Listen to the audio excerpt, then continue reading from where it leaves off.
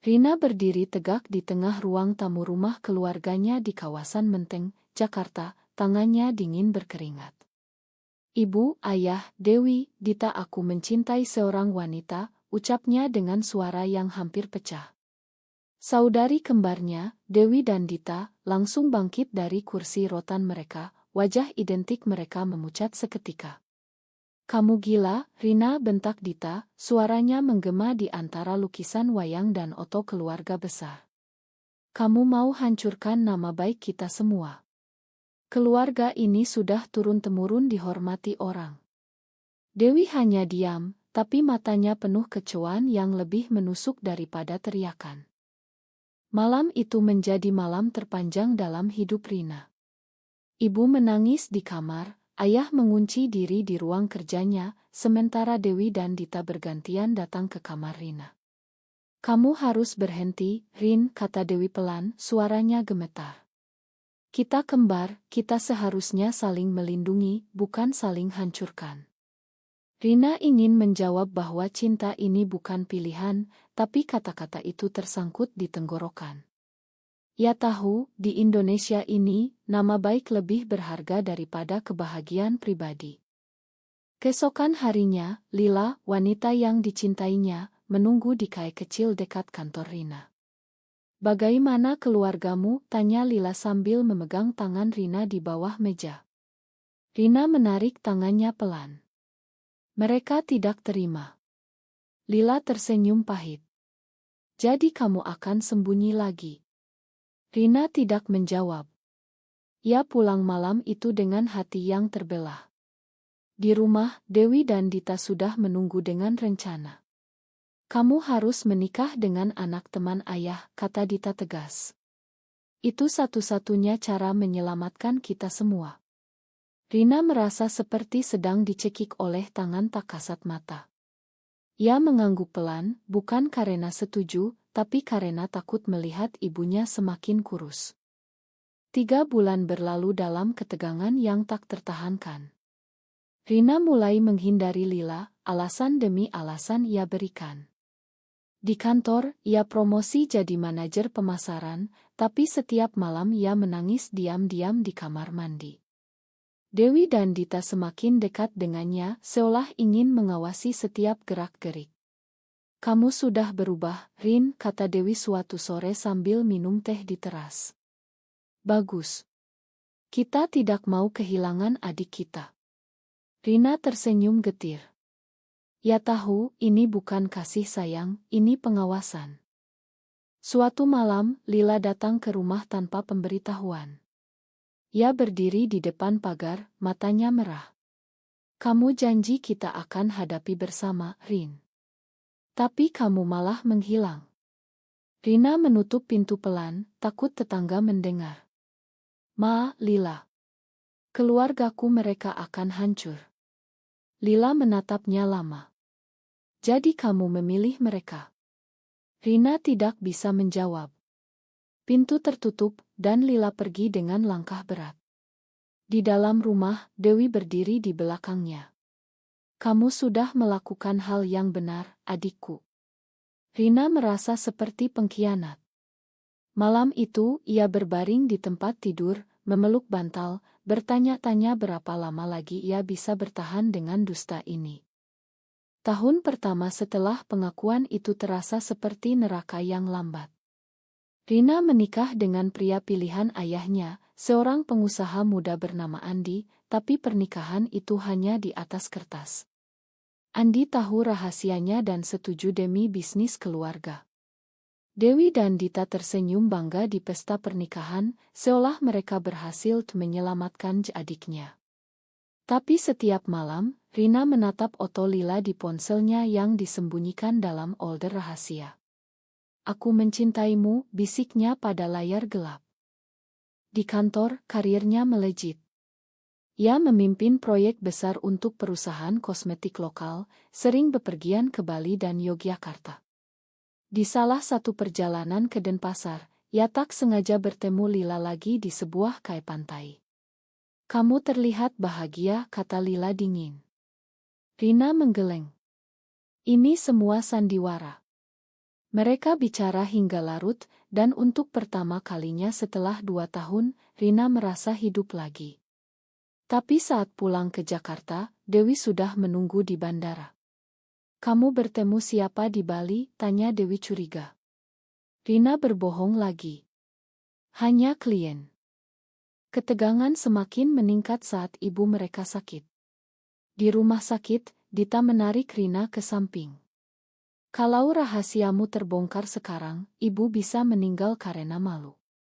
Rina menatap kakak kembarnya dengan mata perih. "Kalian masih takut nama baik lebih dari kesehatan ibu." Dita membuang muka. "Kamu tidak mengerti, Rin. Kita tinggal di lingkungan ini, tetangga, kerabat, semuanya mengawasi." Rina merasa seperti dipenjara oleh darahnya sendiri. Lila mulai menuntut kejelasan. "Aku tidak bisa menunggu selamanya," katanya melalui telepon. Rina menangis di mobilnya di parkiran kantor. "Berikan aku waktu." Tapi waktu itu tak pernah cukup. Dewi dan Dita semakin sering mengajaknya ke acara keluarga besar, memperkenalkannya sebagai istri sempurna.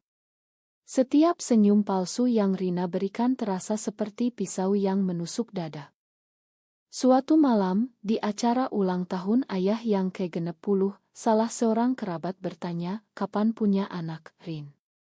Dewi langsung menjawab mewakili, "Segera, pasti." Rina berdiri di sudut ruangan, tangannya gemetar memegang gelas. Ia melihat Lila dari kejauhan, wanita itu datang sebagai tamu bisnis Andi. Mata mereka bertemu sebentar, cukup untuk membuat dunia Rina berputar. Malam itu, setelah tamu pulang, Rina berlari ke kamar mandi dan muntah. Dewi mengikuti. "Kamu harus kuat, Rin. Demi kita semua." Rina menatap cermin, melihat wajah seorang asing. "Aku sudah tidak tahu lagi siapa aku." 5 tahun berlalu seperti angin kencang yang menyakitkan. Rina kini menjabat direktur pemasaran di perusahaan besar, gajinya membuat keluarga hidup mewah. Andi sudah lama pindah ke Singapura demi pekerjaan, pernikahan mereka resmi berakhir diam-diam, Dewi dan Dita menikah dengan pria dari keluarga terpandang, masing-masing punya anak kecil. Mereka sering berkumpul di rumah besar di Menteng, seolah tak pernah ada pengakuan mengerikan itu. Tapi Rina tahu mereka masih mengawasinya. Lila sudah menikah dengan seorang wanita lain di luar negeri, berita itu Rina baca di media sosial. Hatinya hancur, tapi ia tak bisa menyalahkan siapapun selain dirinya sendiri. "Kamu yang memilih keluarga," bisik suara dalam kepalanya setiap malam. Di kantor, ia bekerja tanpa henti, proyek demi proyek, seolah kesibukan bisa menghapus rasa bersalah. Suatu hari, telepon dari Dita berdering pagi-pagi. "Rin, Dewi butuh bantuanmu. Bisnisnya hampir bangkrut." Rina membeku.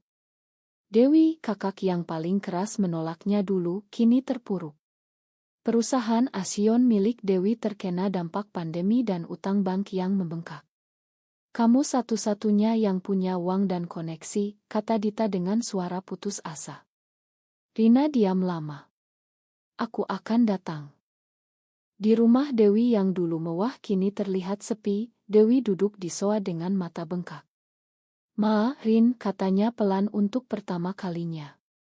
"Aku dulu terlalu takut." Rina tidak langsung memakan.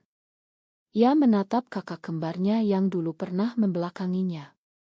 "Kamu ingat malam itu? Kamu bilang aku mencemarkan nama baik." Dewi menunduk. "Aku takut, Rin. Takut kehilangan segalanya." Rina mulai mengurus bisnis Dewi. Ia menyuntikkan modal, menghubungi investor lama, bahkan mengorbankan proyek pribadinya. Tapi semakin dalam ia terlibat, semakin jelas bahwa Dewi masih menyembunyikan sesuatu. Suatu malam, saat mereka berdua menyusun laporan keuangan, Dita datang dengan wajah pucat. "Ada skandal, Rin. Oto lama Dewi dengan wanita lain." Rina terdiam. Ternyata bukan hanya dirinya yang menyimpan rahasia. Dewi menangis. Aku tak pernah berani mengaku. Aku takut lebih dari kamu. Konfrontasi itu meledak. Rina berteriak, kalian menolakku, memaksaku menikah, mengawasiku bertahun-tahun, tapi kalian sendiri menyimpan hal yang sama. Dewi dan Dita saling pandang, tak ada kata yang keluar. Rina berdiri, tangannya mengepal. Kali ini aku tidak akan sembunyi lagi. Krisis semakin dalam. Bank mengancam menyita rumah Dewi jika utang tidak lunas dalam 2 minggu. Rina bekerja siang malam, rapat demi rapat dengan pengacara dan investor. Di tengah kesibukan itu, Lila tiba-tiba menghubunginya. Aku dengar tentang Dewi. Butuh bantuan. Rina ragu, tapi akhirnya menceritakan semuanya. Lila datang ke Jakarta bukan sebagai kekasih, tapi sebagai teman. Mereka duduk di kai lama, bicara panjang. Kamu sudah cukup berkorban, Rin, kata Lila lembut. Sekarang giliran kamu bahagia. Dewi mulai berubah. Ia sering meminta maaf secara diam-diam, membantu Rina di kantor, bahkan mengantar anaknya ke sekolah bersama Rina. Tapi Dita masih keras kepala. Kalau kamu keluar sekarang, skandal akan lebih besar, katanya suatu malam. Keluarga kita akan hancur total. Rina menatap kakaknya. Kalian sudah hancurkan aku bertahun-tahun. Sekarang saatnya aku selamatkan diri sendiri. Investor besar yang Rina hubungi meminta pertemuan pribadi. Di sana ia harus memutuskan, tetap sembunyi dan dapatkan dana, atau ungkap identitasnya dan ambil risiko. Malam sebelum pertemuan, Rina duduk di balkon rumah lama, angin malam Jakarta membawa bau hujan. Ia ingat semua pengkhianatan, semua air mata, semua senyum palsu. Aku tidak mau lagi, bisiknya. Pagi harinya, ia masuk ke ruang rapat dengan kepala tegak. Saya siap bantu Dewi, tapi dengan syarat satu, katanya pada investor. Saya akan keluar secara terbuka sebagai lesbian. Ruangan hening. Dewi yang ikut serta memegang tangan Rina erat. Kami dukung, katanya pelan. Untuk pertama kalinya, Rina merasa kakak kembarnya benar-benar berada di sisinya. Tapi keputusan itu membawa badai baru. Berita cepat menyebar di kalangan kerabat dan media bisnis. Ayah menelepon marah, ibu menangis lagi. Dita sempat marah besar, kamu egois, Rin. Tapi Dewi berdiri di depan Rina. Dia sudah cukup berkorban untuk kita. Media sosial meledak. Tagar Rina lesbian Indonesia trending, sebagian mendukung, sebagian menghujat. Perusahaan Rina sempat goyah, beberapa klien mundur. Tapi investor yang ia temui justru kagum dengan keberaniannya dan tetap memberikan dana besar untuk bisnis Dewi. Kita butuh orang seperti kamu, kata mereka. Rina tersenyum getir. Harga kebenaran ternyata mahal, tapi juga membuka pintu baru. Dewi pulih perlahan.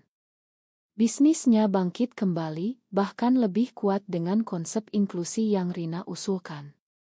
Suatu sore, Dewi datang ke apartemen Rina yang baru.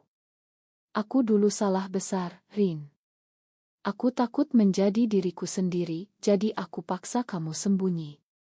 Mereka berpelukan lama, air mata mengalir.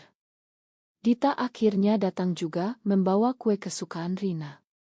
Ma, katanya singkat. Itu cukup untuk Rina.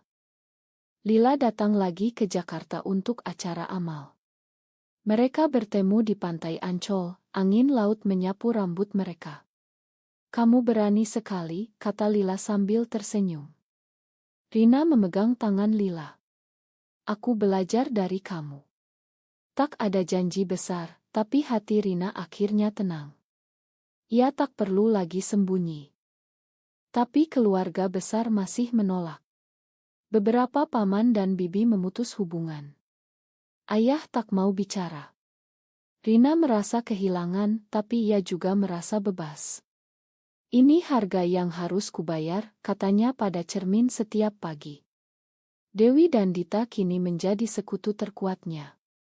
Mereka bertiga sering duduk di teras rumah lama, bicara tentang masa lalu, tentang ketakutan, tentang cinta. Suatu malam, saat bisnis Dewi resmi pulih total, mereka mengadakan syukuran kecil. Rina berdiri di depan keluarga kecilnya yang tersisa. Terima kasih karena akhirnya menerima aku apa adanya. Dewi mengangkat gelas. Kamu yang selamatkan kami semua, Rin.